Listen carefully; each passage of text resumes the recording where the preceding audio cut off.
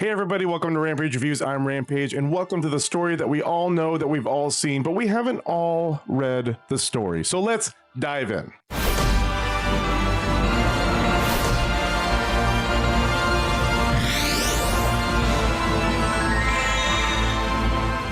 We have finally made it to Star Wars Episode 1, The Phantom Menace, the critically acclaimed movie that came out in 1999, now the novelization that was also written in the same year, I believe. Wait, let me double check that. Yep, same year. This story takes place in 32 years BBY. I'm sure a lot of you already know that. The novelization was written by Terry Brooks. This is the first episode in what has been dubbed the Skywalker Saga. Most of you know this movie, know this story, but in the event that maybe you didn't see it and you've been under a rock for 25 years, or maybe you've just hated Star Wars for the past 25 years, and today you decided, maybe I like it now. Welcome. I will explain the story just a little bit to you. I'm not going to go really deep because all of you that know it, I don't want to torture you. The Republic has made the decision to tax the free trade routes that the Outer Rim uses to get goods and services transported to them by the Trade Federation. The Trade Federation charges them fees to do this. The Republic is taxing it because the Trade Federation's prices have boxed out some of those Outer Rim worlds, and they are feeling some pain from that. So they're taxing the routes so that way they can redistribute some of these funds to the Outer Worlds and offset the prices of the Trade Federation. Now, we all know economics that if this happens, well, the Trade Federation will raise their prices. Obviously, that's what happens. But this is a fantasy world, so we're not going to talk about that. So due to the disagreement with the law, the Trade Federation imposed a blockade on a vulnerable planet. They picked Naboo in the Outer Rim. Naboo does not have an army, and they were chosen because they were deemed to probably suffer one of the most out of the Outer Rim worlds that they could have chosen to impose a blockade. So then two Jedi were dispatched to talk to the Trade Federation ambassadors and try to maybe talk them out of this blockade, or maybe reach an agreement about what is to happen. Obviously, they're quickly ambushed by forces directed by the Neimoidians, who lead the Trade Federation. They get into a fight, try to escape the ship. They got off, right? They were able to make it down to Naboo when they meet up with the Queen, take a little trip towards Otoh, and then upon some other situations that take place, they talk to the Queen, and the Queen realizes she needs to leave the world to talk to the Senate about the Trade Federation now occupying Naboo. They imposed a blockade. Now they've invaded, and they're occupying Naboo in protest of taxation. So the Queen leaves off world to argue with the Senate. The Senate isn't doing anything. The Queen votes to impeach the Chancellor, puts forward a vote of no confidence for the Chancellor to elect a new Chancellor. That's successful. The Chancellor's voted out. They vote on a new Chancellor, or at least they're nominating some Chancellors to vote on later. Then she decides she needs to go back to Naboo to be with her people. She goes back. She has to reclaim her throne room because the Neimoidians are occupying it at the moment, then try to fight their way into stopping this invasion and stopping a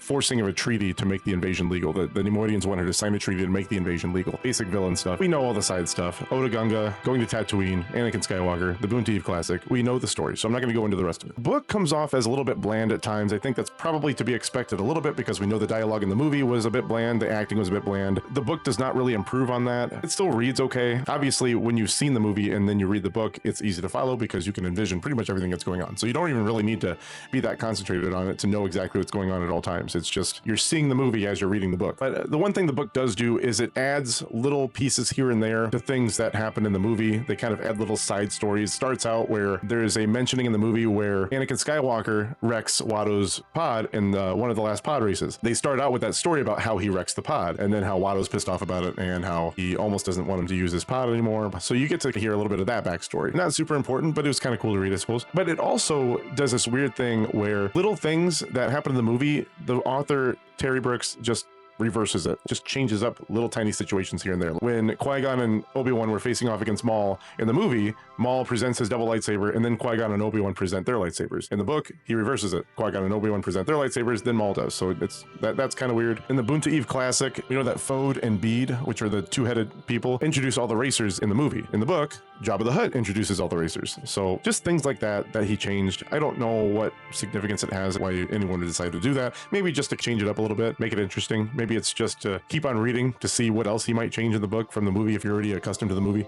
Or maybe you're one of those people that are like, the book's probably better than the movie. I'm going to read the book first. But the movie came out first, but I'm not that person and you're not that person. Now we will get into some interesting things that I found in the book in comparison to the movie, just also little things that the author decided to add in. Anakin Skywalker talks about when Qui-Gon Jinn visits Tatooine about how he lost his last pod race because Sebulba cheated and flashed his vents at him, was what he said. You get to read that story in the beginning, and it describes how Anakin feels driving through the pod race, and you get really an inside look of just how connected to the Force he is immediately. Being the chosen one seems pretty obvious when you're inside his head about it. And the quote's like this: "When he raced like this, he was never simply the driver of a pod racer, never just an additional part. Rather, he was at one with the whole, and engines, pod, and he were bound together in a way he could not entirely explain. Each shimmy, each small small throb, each tug and twist of strut and tie were apparent to him, and he could sense at any given moment exactly what was happening throughout the length and breadth of his racer. That's very similar to a Jedi being in tune during a lightsaber fight, or in tune with the Force while he's fighting, and just the Force guides their actions at all times. They don't even have to think about it. The Force is basically thinking about it for them. Obi-Wan talks about checking his lightsaber upon running through the swamp away from the Trade Federation droids, and how he fried his lightsaber running through because it fell in the water, and then he had to check it, and it was messed up for a second. Qui-Gon told him he just had to wait a minute because he basically overpowered it by keeping it on while it fell in the water. There was a video I made not that long ago where we talked about Qui-Gon coming out of water and checking his lightsaber to make sure it was okay. This is an added feature to the book that didn't appear in the movie, so this is not canon. I mentioned in that last video that we had not seen any of the characters worry about their lightsaber falling in water and it being damaged. This would have been the first occurrence, since this book was written before the book that I reviewed before. Thus, we did have a situation where Jedis were checking their lightsabers to make sure they were okay. There is a chance that it will become canon, or maybe it already is canon, that you cannot have your lightsaber powered on in water. I don't know if I've ever seen a Jedi use a lightsaber in water, but I certainly don't think it's out of the question to make it canon that it could be damaged in water. Anakin Skywalker tells us that he named C-3PO for a specific reason, and that reason was he'd given it a number the night before, choosing 3 because the droid made the 3rd member of his little family after his mother and himself. Now, again, this is an addition to what would have appeared in the movie, and it is not canon, but there was a video I made not that long ago where I said that C-3PO was a part of a 3PO series where there are different 3POs with different letters in front of their names, like D-3PO or F-3PO or E-3PO, that kind of thing. My little note said that now that previous thing isn't canon, but neither of them are really canon, so I actually like this explanation more than there being a 3PO series. That just seemed kind of weird. Before episode 2, when Anakin slaughtered the Tusken Raiders because they captured his mother and killed her, he actually encounters a Tusken Raider in this book where he got his leg smashed by a big rock, and he notices him and he wants to help him, but he's not really sure how. So he's able to get the rock off of the Tusken Raider. I don't know how, he's only 9, but somehow he got it off. Got the Tusken Raider out. I think he was knocked out, but then when he came conscious, he sat there, and obviously there's a language barrier. Anakin didn't know what to say to him, and he had to rely on C-3PO to speak his language to him. Every time they tried to talk to him, the Tusken Raider spoke to C-3PO and said, "Shut up," in his own language. This is a first encounter with one before he hates them and slaughters them like animals, and he actually helps them. And then eventually the Tusken Raider's family comes and finds him and takes him away, and they don't really do anything after that. However, later he wakes up out of a sleep and the Tusken Raiders are all around him, and then he has to escape that. So it's possible that he had a little biases against him already due to this little story. It's not canon, but that would explain a lot. If you were to consider the books that came before this story canon or a part of the storyline, it seems like the Neimoidians make this major transformation from some scared merchant leaders to like a full-out terrorist organization. Because before, they were very apprehensive about working with Sidious, which they still are in the movie, but they follow his direction very confidently and execute some major war-type moves with their droid army as if they've been doing it for years. In the books previous, they were very apprehensive about using the army. They didn't really want to be in the business of attacking people or terrorizing people. They wanted to be merchants and make money. That's all they really wanted to do. But if you were to count those previous stories, the transformation's huge because it just doesn't seem logical. In episode 1, the movie, the Queen says, "Either choice presents great risk to us all." Padme responds with, "We are brave, Your Highness." Now in the book, it says that the Queen, who is actually the fake Queen in this situation, looks back at Padme, and Padme then nods to her and says, "We are brave, Your Highness." In my opinion, this appears like the fake Queen is asking for Padme's direction on what to do. Padme is saying, "We are brave," meaning go to Coruscant and argue for us so that way we can stay here and be with our people. That is the direction I am going to give you, because that was her 2 options. It's either stay there and try to work out not signing the treaty, or escape to Coruscant and argue the invasion happening so they can get some relief. That brings a lot of context to the movie, or maybe you could say it in the comments if that was what was intended all along. Anakin makes a really forward proclamation in the book that doesn't appear in the movie, and it goes like this. Anakin looked at Padme and the girl at him. Their laughter died away. The girl reached up to touch her hair self-consciously, but she did not divert her gaze. "I'm going to marry you," the boy said suddenly. There was a moment of silence, and she began laughing again, a sweet musical sound he didn't mind at all. The creature who accompanied her rolled his eyes. "I mean it," he insisted. "You're an odd one," she said, her laughter dying away. "Why do you say that?" This was in the scene where they're in Watto's shop, and they are first meeting each other, and he just outright exclaims, "I'm gonna marry you." It's just too, like, that's the bluntest form of foreshadowing you could possibly have, and it's kind of boring to read it that way, honestly. That wasn't needed. And I didn't really like that line. It's a good thing episode 1, the novelization, at least the side notes that aren't in the movie, aren't canon, because there's a couple of facts about the Sith that are mentioned that are very conflicting with some previous stories. One fact that was mentioned is that the Sith were founded 2,000 years ago. We actually heard that in either the previous book or the book before that, and we know there's plenty of stories that are out that have Sith existing 5,000 to 6,000 years BBY. The other fact that it talks about, though, is that 1,000 years ago, the Rule of Two was created, and Bane was the creator of that, and then he perished 1,000 years BBY. So while we want the Darth Bane story to be canon, it'd be also good if they could do away with this, the Sith were founded 2,000 years prior, because there's so many other stories that take place before that, and the potential for content is so much better if you go with those other stories. We have a very practical reason for why Anakin's pod stalled during the Boonta Eve Classic. When the starting light turned green, Anakin Skywalker jammed the twin thruster bars to the extreme forward position, sending maximum power to the radon ulzers. The big rocket engines bucked, roared like a caged beast, and promptly died. Skipping a paragraph here, Anakin's mind raced desperately.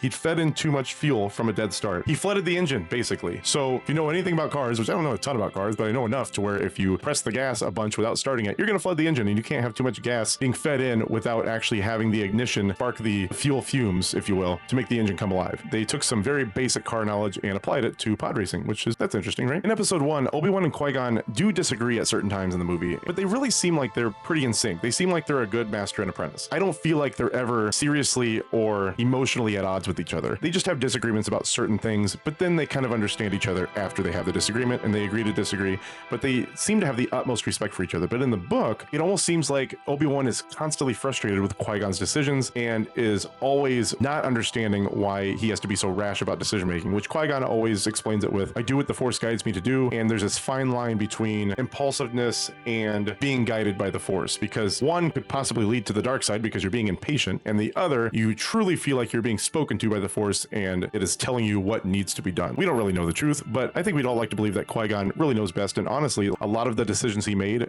turned out to be the right ones. Let me know if you disagree with me in the comments, because I did not see that kind of extreme conflict in the movie the way it explains it in the book. Qui-Gon Jinn was one of the most able swordsmen in the Jedi Order. The Jedi Master he had trained under had considered him one of the best the Master had taught in his more than 400 years in the Order. This is a weird thing to read because you might think they're talking about Yoda at first, which we know that Yoda was not Qui-Gon's master. He might have trained him at certain times, but we know that Count Dooku is Qui-Gon's master. But to say that in his more than 400 years in the Order, well, at this point, Yoda is 800 years old. So why wouldn't you say more than 800 years old? Why would you go with more than 400 years? That's a weird time to say if you're talking about Yoda. So it kind of leads me to believe that he's not talking about Yoda, but who could it be talking about? There's nobody else that would fit that description. The only other person I can think of would be, and obviously he's not talking about this guy because he didn't come out until really recently, and his name was Porter Engle, and that was one of my favorites from the High Republic, but obviously this author isn't talking about him. But if you wanted to take this, and maybe Porter Engle survived up to this point and trained Qui-Gon Jinn a little bit, but obviously we know that his master is Count Dooku, so that wouldn't work anyway.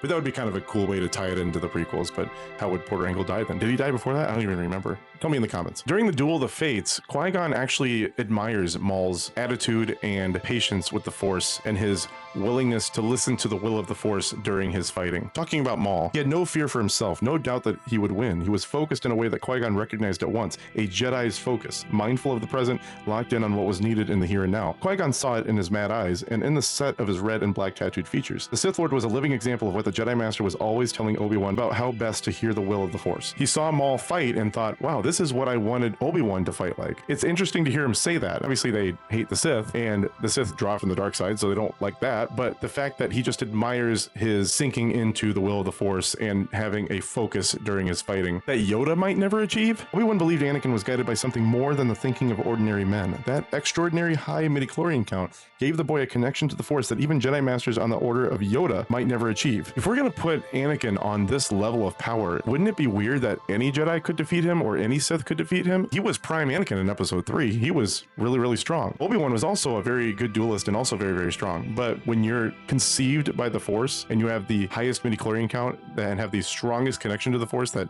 anyone could ever achieve, its potential is definitely up there. We've already talked about how high midichlorian count doesn't guarantee your connection to the Force, but the potential is definitely there. When you put him on that level, he doesn't seem beatable at all, but we know that not to be true. He is beatable. What do you make of that? After Obi-Wan killed Darth Maul during the Duel of Fates, he talks to Yoda about training Anakin. Anakin, and Yoda recognizes him as a Jedi Knight at that point. They don't say it in the movie, but we now know that Obi-Wan's trial was killing Darth Maul, the first Jedi to kill a Sith Lord in 1,000 years, according to the story and according to what the Jedi Order knows at the time. So that was a very convenient way for Obi-Wan to take his emotion and his strength and put it all into this fight so he could defeat Darth Maul, and then boom, there's your trials, you're a Jedi Knight. Simple, easy, I like it. I'm going to double down on this notion that Yoda knew the rule of two before this movie, and what I want to double down on is how did he know? Where did he find out? I have a sneaking suspicion that we're going to find out when he found out about the rule of two in the upcoming show, The Acolyte. I want everyone to save this video so they understand that I'm making a real prediction here. It's going to happen in that show. I'm feeling like it will. That's one loophole I think that people have asked for a while now. How did he know that the rule of two was what it was? There's no way he could have if he didn't know the Sith existed, right? That is the end of the things that I found interesting about this book. I did enjoy reading the book only because I can see the movie when I read it. It wasn't that hard to do. If I were to read the book standalone without knowing the movie, it